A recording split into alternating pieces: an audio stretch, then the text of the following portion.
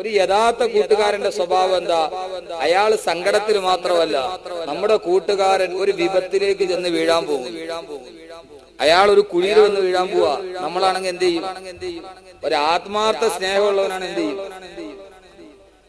അങ്ങനെ ചെയ്യരുത്, അങ്ങനെ പോവരുത്, പോയാൽ അപകടമായി വാണിംഗ് കൊടുക്കുന്നു, പോകരുത്. അങ്ങനല്ലേ? ഒരു യഥാർത്ഥ കൂട്ടുകാരനാരാ? നമുക്ക് ഏറ്റവും സ്നേഹമുള്ള ഒരാള് ഒരു വലിയ ആപത്തിലേക്ക് പോകാൻ പോകുമ്പോൾ ആത്മാർത്ഥ സ്നേഹം ഉണ്ടെങ്കിൽ ആ കൂട്ടുകാരൻ പറയുന്നത് ഇത് ചെയ്യരുത്, ഇനി അഥവാ നിനക്ക് പറ്റിപ്പോയാൽ ഇനി ഇത് ആവർത്തിക്കരുത് എന്ന് സ്നേഹത്തോടെ ശാസിക്കുന്നവനാണ് യഥാർത്ഥ കൂട്ടുകാരൻ. ആണല്ലോ? ആണോ അല്ലേ? ഇതെന്താ ഒരു അനക്കമില്ലാതെ? നമ്മുടെ യഥാർത്ഥ കൂട്ടുകാർ അങ്ങനെയാണ്. അല്ലെങ്കിൽ നമ്മളൊരു ഉപകാരം ചെയ്തു, അതിനെന്ത് ചെയ്യണം? സ്നേഹം ഉണ്ടാവണം. ഇതൊക്കെയാണ് ഒരു യഥാർത്ഥ കൂട്ടുകാരന്റെ ലക്ഷ്യം. അള്ളാഹ്ക്ക് പ്രവാചകനോട് വലിയ സ്നേഹമാണ്. അതുകൊണ്ട് പ്രവാചകൻ എങ്ങാനും ഒന്ന് അള്ളാഹ്ക്ക് ഇഷ്ടപ്പെടാത്തത് ചെയ്യാൻ പോകുന്നു തോന്നി അള്ളാഹ് ഉടനെ ഇടപെടും. വേണ്ട നബി, വേണ്ട. ഇതൊന്നും അല്ല അവരുടെ സ്നേഹബന്ധത്തിന്റെ അടിസ്ഥാനം. അള്ളാഹു നമുക്കത് തൗഫീക്ക് നൽകട്ടെ. ഇതിന് നമ്മൾ എന്ത് ചെയ്യണം? ഇൻഷാ അല്ലാഹ് പറയാം.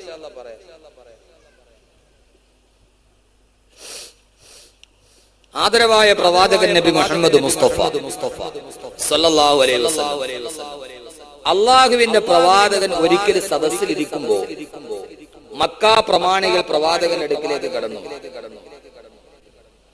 അള്ളാഹുവിന്റെ പ്രവാചകൻ സല്ലല്ലാഹു അലൈഹി വസല്ലമയുടെ അടുക്കൽ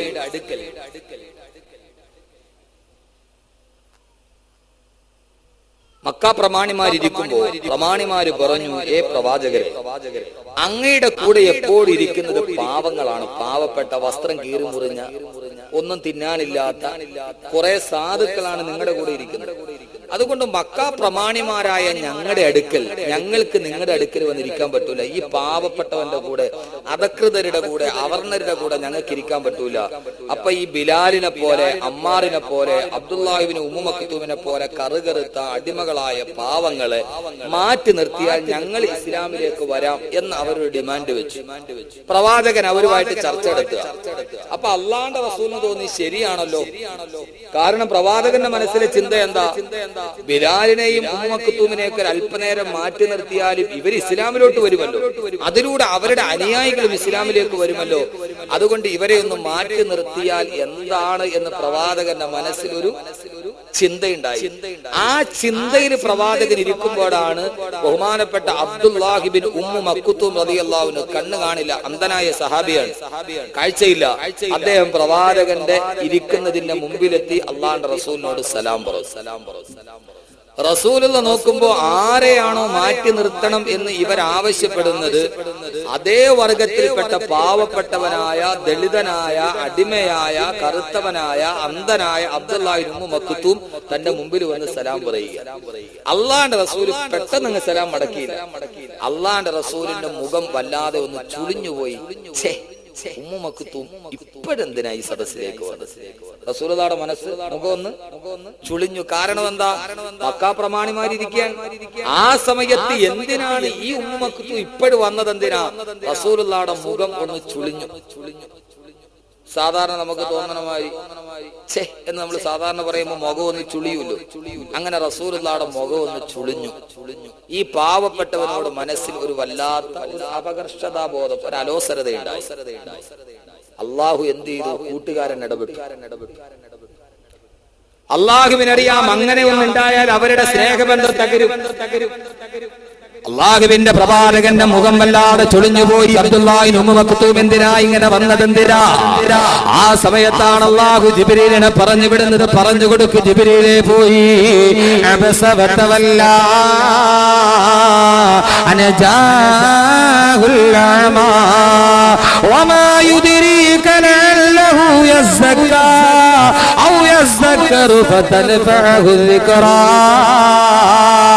ഓ നബിയേ, അള്ളാഹുവിന്റെ പ്രവാചകൻ എന്ന തന്റെ കൂട്ടുകാരന്റെ മുഖം ചുളിഞ്ഞപ്പോ അള്ളാഹു ശാസിക്കുകയാണ്, വേണ്ട നബിയേ, അബസ വതവല്ലാ, അങ്ങയുടെ മുഖം ചുളിഞ്ഞു പോയോ നബിയേ, അനജാഹുൽ അമാ, അങ്ങയുടെ അടുക്കലേക്ക് ഒരു അന്ധനായ സഹാബി വന്നപ്പോ, ഓ നബിയെ എന്തിനാണ് അങ്ങ് മുഖം ചുളിച്ചത്? എല്ലാ പാടില്ല നബിയേ, ഇന്നഹു തദ്കിറ, ഇതൊരു വാണിംഗ് ആണ്. ഇനി എങ്ങാനും അങ്ങനെ ഒരിക്കൽ കൂടി മുഖം തെളിഞ്ഞാൽ ഞാനും നിങ്ങളും തമ്മിലുള്ള സുഹൃബന്ധം പൊട്ടിപ്പോകും നബിയേ.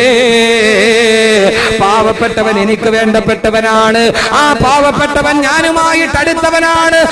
നബിയെ, ആ പാവപ്പെട്ടവനുമായുള്ള ബന്ധമെങ്ങാനും മുറിച്ചു കളഞ്ഞാൽ, ഇനി എങ്ങാനും മുഖമൊന്ന് ചുളിഞ്ഞു പോയാൽ വേണ്ട നബിയെ. ഇന്നഹു തദ്കിറ, ഇനി ഇത് മേലാൽ ആവർത്തിക്കല്ല നബിയെ. എപ്പോഴെങ്കിലും പ്രവാചകന്റെ മനസ്സിലെങ്ങാനും അല്ലാഹ് ഇഷ്ടപ്പെട്ടതെങ്ങാനും വന്നു പോയാൽ ആ സമയത്ത് കൂട്ടുകാരൻ ഇടപെടുമായിരുന്നു. ഇത്രയേറെ ജീവിതത്തിൽ സ്നേഹബന്ധമുണ്ടായിരുന്നു. അല്ലാഹും പ്രവാചകനും തമ്മിൽ ഇങ്ങനെ അല്ലാഹുവിന്റെ റസൂലിന്റെ കൂടെ നടന്ന, പ്രവാചകന്റെ മനസ്സ് ബന്ധാല് കൂടെ നിന്നിരുന്ന ഒരു കുടിയിലേക്ക് പോകാൻ പോയാൽ ആ സമയത്ത് പുറകിൽ നിന്ന് പിടിച്ചു വലിച്ച അല്ലാഹുവിന്റെ റസൂലിന്റെ മനസ്സിൽ എന്തെങ്കിലും ആഗ്രഹമുണ്ടെങ്കിൽ ആഗ്രഹം അല്ലാഹു ചോദിക്കുന്നതിന് മുമ്പേ പൂർത്തീകരിച്ചു കൊടുക്കുമായിരുന്നെന്നാ നമുക്ക് തന്നെ അറിയാമല്ലോ. അല്ലാഹുവും പ്രവാചകനും തമ്മിലുള്ള ബന്ധത്തിന്റെ അടിസ്ഥാനം എന്താ? അതുകൊണ്ട് തന്നെയല്ലേ പ്രവാചകൻ പറഞ്ഞത്, ലൗ കുന്തു മുത്തഖിദൻ ഖലീലൻ ഗൈറ റബ്ബി ലത്തഖത്തു അബൂബക്കർ. അല്ലാഹു അല്ലാത്തൊരു കൂട്ടുകാരനെ തിരഞ്ഞെടുക്കാൻ എനിക്ക് അനുവാദമുണ്ടായിരുന്നെങ്കിൽ ഞാൻ അബൂബക്കർ റളിയല്ലാഹു അൻഹുവിനെ എന്റെ കൂട്ടുകാരനാക്കുമായിരുന്നു. ഇല്ല, എന്റെ കൂട്ടുകാരൻ എന്റെ റബ്ബാണ്, എന്റെ റബ്ബാണ്, എന്റെ റബ്ബാണ്. അതുകൊണ്ട് പ്രിയപ്പെട്ട ചെറുപ്പക്കാരാ, അല്ലാഹുമായിട്ടൊരു ബന്ധം സ്ഥാപിക്കണം. മനസ്സിലേതാഗ്രഹമുണ്ടോ? അല്ലാഹുവിന്റെ റസൂൽ ആദ്യമായിട്ട് ഖിബലയായിട്ട് വെച്ചത് ബൈത്തുൽ മുഖദ്ദസ് ആണ്. ആ ബൈത്തുൽ മുഖദ്ദസിലേക്ക് നെഞ്ചു തിരിച്ച് നമസ്കരിക്കുമ്പോ അല്ലാഹുവിന്റെ റസൂലിന്റെ മനസ്സിലെ ആഗ്രഹം എന്താ? കഅബയെ ഖിബലയാക്കണം.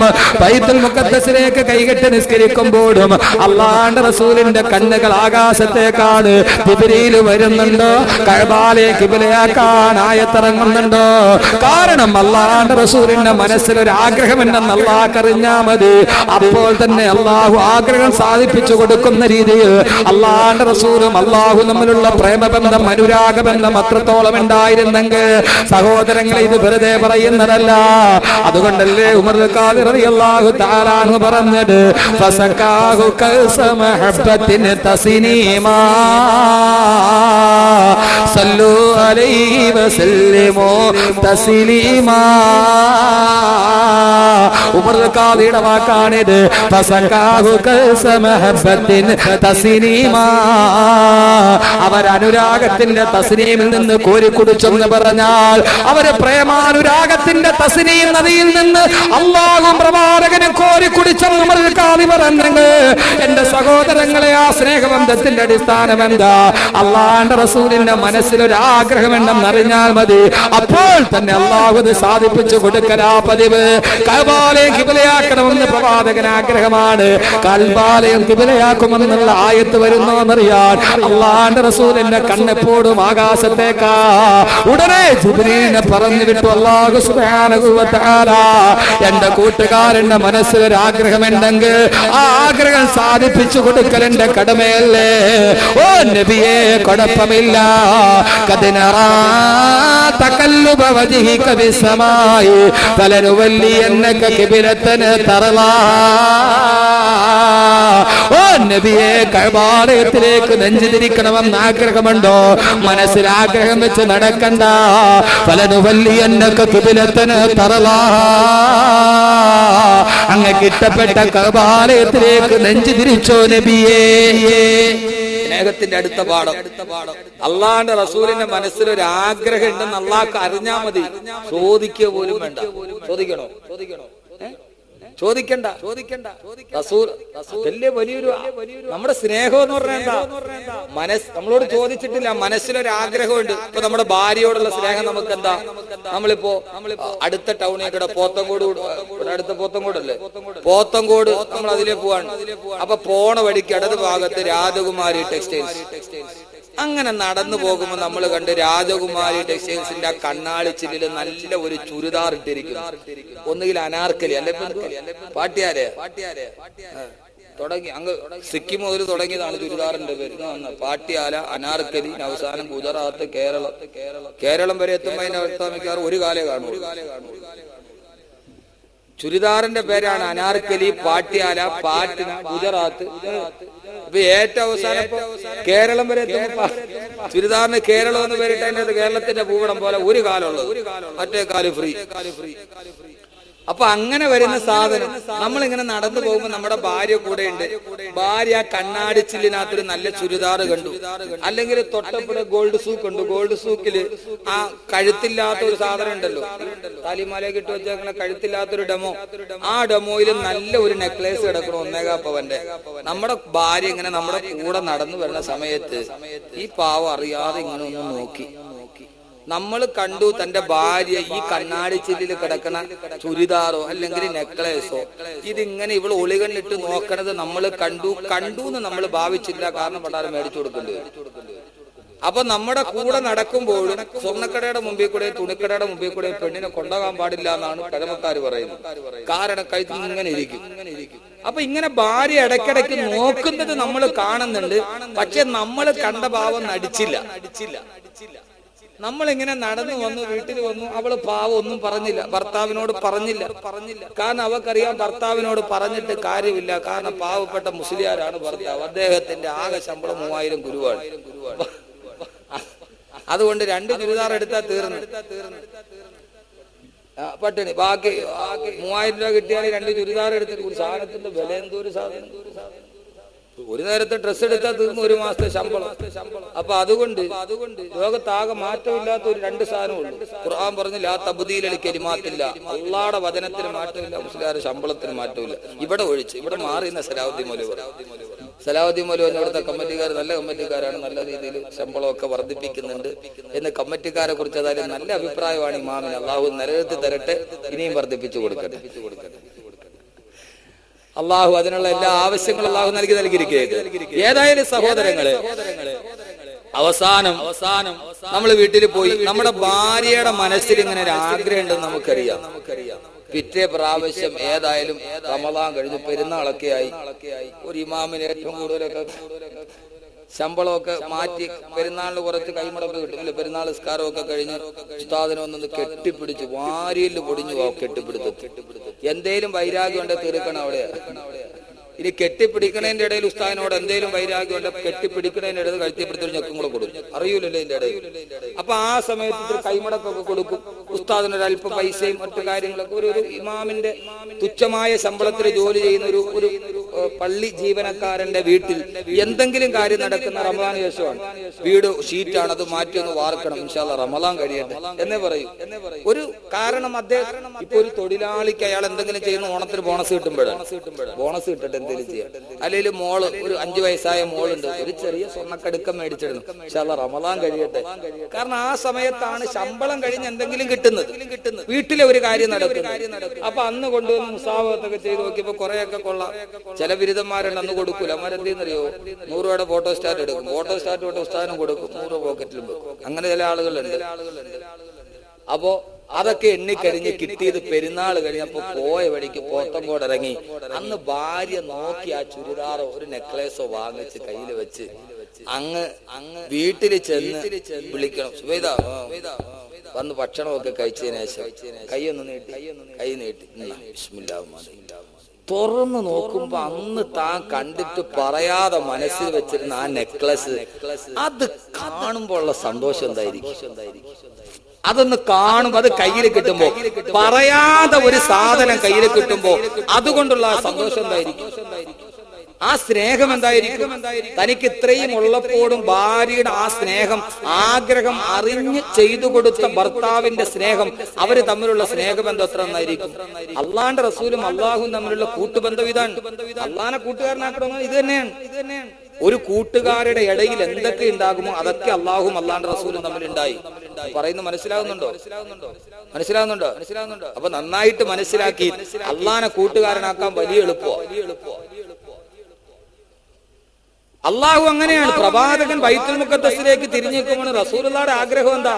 കഅബാലയം ഖിബലയാക്കണം. റസൂലുള്ളാഹി ചോദിക്കുന്നതിന് മുമ്പ് അള്ളാഹ് പറഞ്ഞു, ആക്കിക്കോ നബി, നീ എന്തിനാ മനസ്സിൽ അങ്ങനെ ഒരു ആഗ്രഹം വെച്ചിരിക്കുന്നത്? അള്ളാന്റെ റസൂലിന്റെ മനസ്സിൽ ഒരു ആഗ്രഹമുണ്ടെന്ന് അള്ളാഹ്ക്ക് അറിഞ്ഞാൽ മതി, അപ്പോ തന്നെ അത് സാധിപ്പിച്ചു കൊടുക്കും. ഇബ്രാഹിം നബിയുടെ അത്രയും സ്നേഹം അള്ളാഹ്ക്ക് ഉണ്ടാ. ഇബ്രാഹിം നബിയെ വിളിച്ചിരിക്കുന്നത് ഖലീൽ എന്നാണ്. ഖലീലിന്റെ അർത്ഥം കൂട്ടുകാരൻ. റസൂലുള്ളാഹിയുടെ പേരെന്താ? ഹബീബ്. ഹബീബിന്റെ അർത്ഥം കൂട്ടുകാരൻ. പക്ഷെ ഈ രണ്ടുപേരും തമ്മിലൊരു വ്യത്യാസമുണ്ട്. ഇബ്രാഹിം നബി അള്ളാഹിനോട് എന്തെങ്കിലും ചോദിച്ചാൽ ഉടനെ അള്ളാഹ് കൊടുക്കും. ഖുർആൻ واجعل لي لسان صدق في الآخرين واجعلني من ورثة جنة النعيم. ഇബ്രാഹിം നബി അള്ളാഹിനോട് ദുആ ചെയ്തു, അല്ലാഹുവേ വജഅൽ ലി ലിസാന സിദ്ഖിൻ ഫിൽ ആഖിരീൻ, അവസാനം വരെ എന്നെ കുറിച്ച് എല്ലാവരും നല്ലതെന്ന് പറയിപ്പിക്കണേ അല്ലാഹുവേ. ഇബ്രാഹിം നബി ഇത് ചോദിച്ചപ്പോൾ അള്ളാഹ് കൊടുത്തത്. റസൂലുള്ളാഹിക്ക് അങ്ങനെയല്ല, ചോദിക്കുന്നതിന് മുമ്പേ അള്ളാഹ് കൊടുത്തു. വറഫഅനാ ലക ദിക്റക, ഓ നബിയേ അവസാനം വരെ അങ്ങയുടെ സ്മരണയെ ഞാൻ ഉയർത്തി തന്നിരിക്കുന്നു നബിയേ. ഇബ്രാഹിം നബി അള്ളാഹിനോട് ചോദിച്ചിട്ടാണ് കൊടുത്തത്.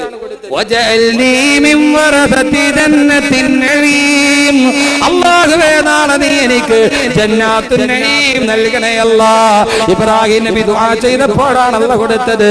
പക്ഷേ റസൂലുള്ളാഹിയോട് അങ്ങനെയല്ല, ചോദിക്കുന്നതിന് മുമ്പേ അല്ലാഹ് പറഞ്ഞു, നബിയേ ഇന്നാ അഅതൈനാകൽ കൗസർ, അങ്ങേക്ക് ഞാൻ കൗസർ എന്ന സ്വർഗീയ നദി തന്നിരിക്കുന്നു നബിയേ. ഇതാണ് ഇവർ രണ്ടുപേരും തമ്മിലുള്ള വ്യത്യാസം. ഇബ്രാഹിം നബി ചോദിച്ചാൽ കൊടുക്കും, അള്ളാഹു റസൂൽ ചോദിക്കണ്ട, ചോദിക്കുന്നതിന് മുമ്പേ അള്ളാഹു അങ്ങനെ കൊടുക്കും. ഇങ്ങനെ കൊടുത്തിരുന്ന റസൂലുള്ളാഹിയുടെ മനസ്സിൽ എന്തെങ്കിലും ആഗ്രഹമുണ്ടെങ്കിൽ അത് അറിഞ്ഞു കൊടുത്തിരുന്ന അള്ളാഹു ഇവര് തമ്മിൽ ഇത്രത്തോളം നല്ല സ്നേഹമായി